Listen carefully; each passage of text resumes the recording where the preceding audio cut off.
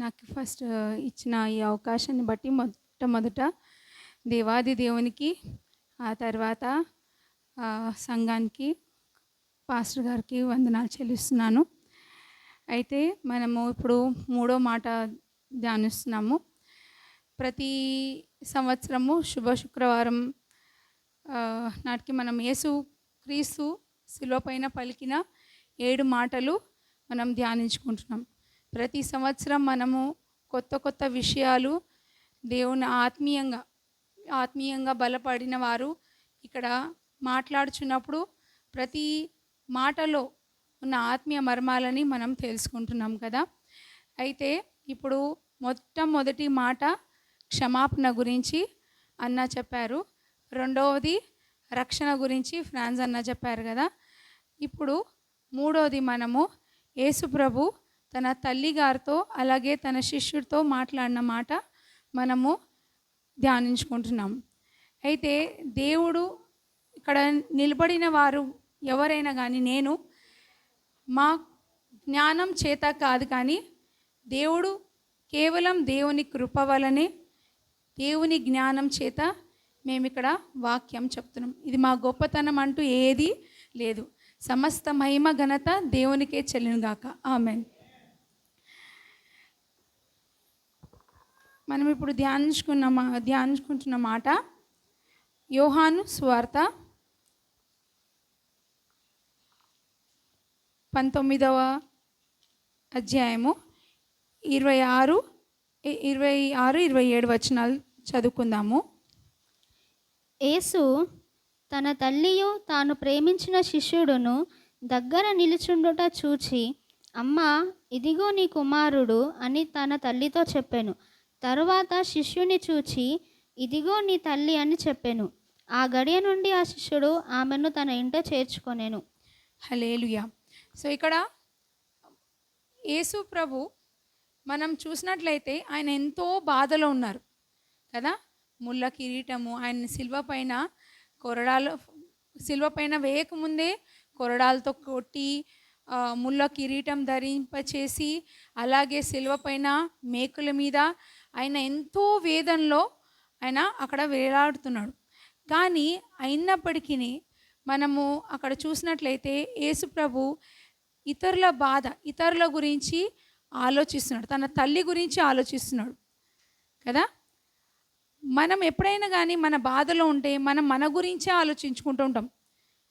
ఎవరు వచ్చి మనల్ని ఆదరిస్తారా, ఎవరు మనల్ని గురించి ఆలోచిస్తారా, ఒక మంచి మాట మాట్లాడతారా అని మనం ప్రతిసారి మన గురించి ఆలోచించుకుంటాం. కానీ యేసు ప్రభు అంత శ్రమలో కూడా తన తల్లి బాధ గురించి ఆయన ఆలోచిస్తున్నాడు, తల్లిని ఆదరిస్తున్నాడు. ఇక్కడ మనము మొట్టమొదటిగా తల్లి యొక్క ఆదరణను చూస్తున్నాం. మనం ఎందుకు యేసు ప్రభు అక్కడ తల్లిని ఆదరిస్తున్నాడు?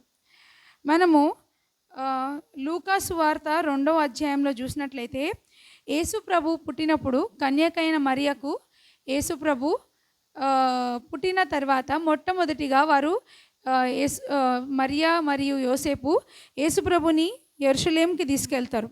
అక్కడ ఒక దైవజనుడైన ప్రవక్త అయిన సిమియోను అక్కడ వాళ్ళకి కలిసి ఏం చెప్తాడంటే, లూకా సువార్త 2వ అధ్యాయము 35వ వచనంలో చూసినట్లయితే, మరియు నీ హృదయంలోని ఒక ఖడ్గము దూసుకొని పోవునని ఆయన తల్లి అయిన మరియతో చెప్పాను.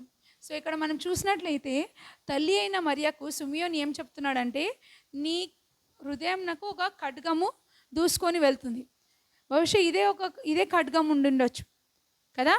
ఒక తల్లికి తన కుమారుడు ఎంతో శ్రమ, చనిపోతున్నాడు అంటే ఎంతో బాధ, ఎంతో వేదన.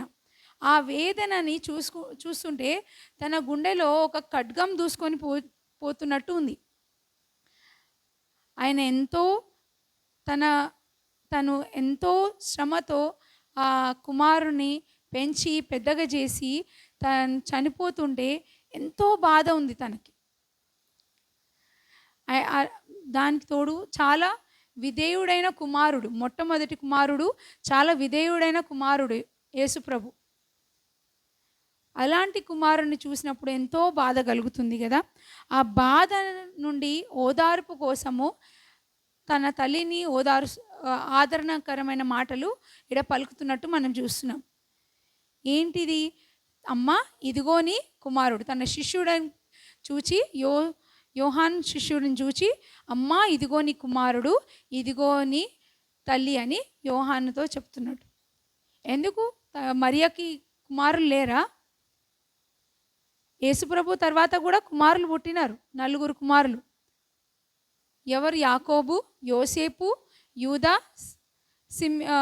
సిమోను. కానీ మనం అక్కడ ఆ పరిస్థితుల్లో చూసినట్లయితే ఏ ఒక్క కుమారుడు కూడా లేడు, తల్లి ఒంటరిగా ఉంది. మనము వాక్యంలో కూడా యోహాను సువార్త 7వ అధ్యాయము 5వ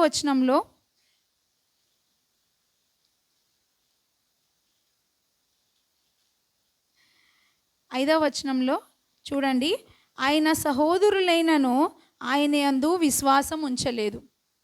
సో తన సహోదరులు ఎవరు కూడా యేసుప్రభు మీద విశ్వాసం ఉంచలేదు.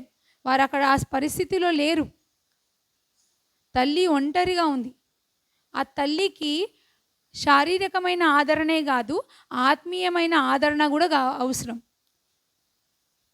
యేసుప్రభు అక్కడ తన పరలోకపు తండ్రికి విధేయుడై ఆ శిలువ పైన మరణించినప్పుడు తన తల్లి బాధ్యత కూడా, ఇహలోక సంబంధమైన తల్లి బాధ్యత కూడా తను నిర్వహిస్తున్నాడు.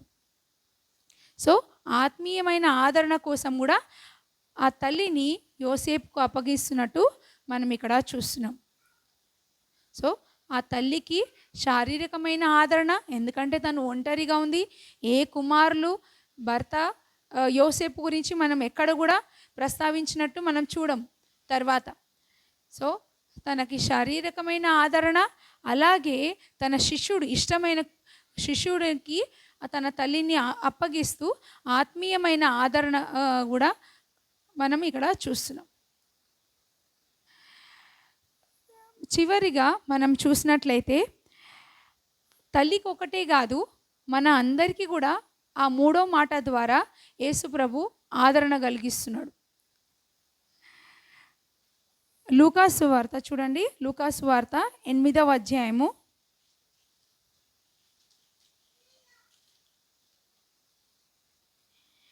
20-21 వచనం.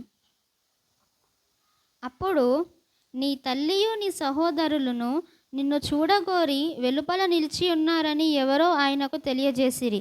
అందుకు ఆయన, దేవుని వాక్యము విని దాని ప్రకారము జరిగించు వీరే నా తల్లియు నా సహోదరులనియు వారితో చెప్పెను. హల్లెలూయా. సో ఇక్కడ యేసుప్రభు ఏమంటున్నాడంటే, ఎవరు యేసుప్రభు తల్లి సహోదరులు? ఎవరైతే నా దేవుని వాక్యం విని దాని ప్రకారము జరిగించు వీరే. అంటే వీరు ఎవరు? దేవుని సంఘం. దేవుని సంఘమే యేసుప్రభు యొక్క తల్లి సహోదరులు. ఎవరైతే ఆయన మాట, అందుకని యేసుప్రభు మనకి కూడా అక్కడ ఆదరణ ఇస్తున్నారు. మనం ఒక తల్లిగా, ఒక సహోదరులుగా ఒకరిని ఒకరు మనము చేరదీసుకోవాలి. అనవసరమైన అసూయ, గొడవలు అవి సంఘంలో యేసుప్రభుకి ఇష్టం లేదు. ఆ ఆదరణ ఈ మాట ద్వారా, ఇదిగో నీ కుమారుడు, ఇదిగో నీ తల్లి అంటే మనల్ని మనము ఒకరినొకరిని చేరదీసుకోవాలని మనల్ని ఆదరిస్తున్నాడు. రాబో కాలంలో సంఘంలో చాలా ఘోరమైన పరిస్థితులు జరగబోచున్నాయి. మొన్న మట్టల ఆదివారం మీరు న్యూస్లో చూసినారో లేదో, నైజీరియాలో మట్టల ఆదివారం నాడు కాల్పులు జరిపినారు. 30 మంది వాళ్ళు ర్యాలీలో కొనసాగుతున్నప్పుడు 30 మందిని కాల్చి చంపేసినారు. ఎంతోమంది కుమారులు, ఎంతోమంది తల్లులు చనిపోయినారు. కానీ వారు ఇంకా విశ్వాసంలో ఇంకా బలపడుతున్నారు, కానీ లొంగిపోవటం లేదు.